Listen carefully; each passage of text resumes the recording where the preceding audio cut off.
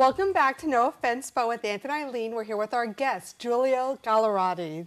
Welcome to our show. Thank you. Thanks for having me. You met Anthony. Anthony gave you your big break at the Bruckner Bar and Grill. I actually think it was me in front of the 6 people that were in the audience that night. You owe your career to Anthony. Oh, thank you. That was a great show. I had a good time. There was a big crew of people in the front row that were like having rowdy. a great time. No, it was good. So thanks to that show, you got your next big show, our MTV Totally Clueless. Yes. Can you tell us about this show? Yeah, it's basically just, I mean, it's a hidden camera show. Uh-huh. I guess the angle that makes it a little different is like, the idea is that we want to try to get people to like make us to figure it out. So the pranks kind of like escalate in, you know, severity to the point where it's just like ridiculous. And then hopefully they figure it out. They usually do, sometimes they don't. So. Do you have any favorite episodes? There's one where I was selling unicorns. And like, it was ridiculous. We got these people to work at a pet store.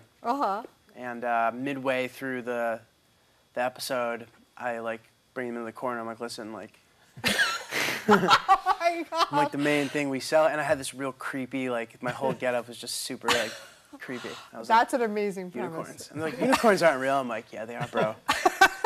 It's ridiculous. And then I get arrested for unicorn poaching or whatever. It was amazing. Yeah. Have you ever laughed when you're saying something totally insane and giving it away? A lot. The other guy in the show, James, would always make me laugh. Like one time, he was a professional sketch artist, brought in to solve a crime, and I'm standing behind him, and he's interrogating the witness, and he's like, true or false, and then he would ask them like not true or false questions.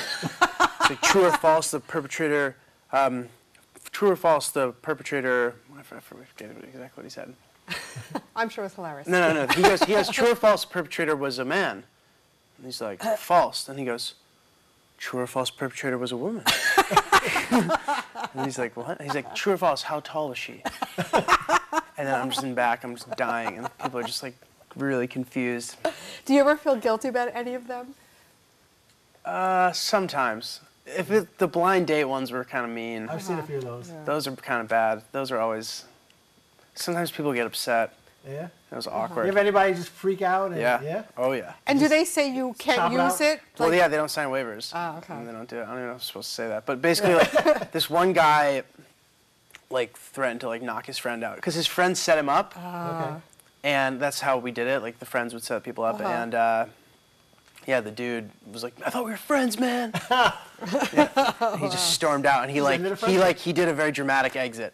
Wow. We just told everybody to, like, just go screw themselves. Good job, Giulio. You ended a long-time friendship. I felt worse for those people that thought they got a $500 apartment.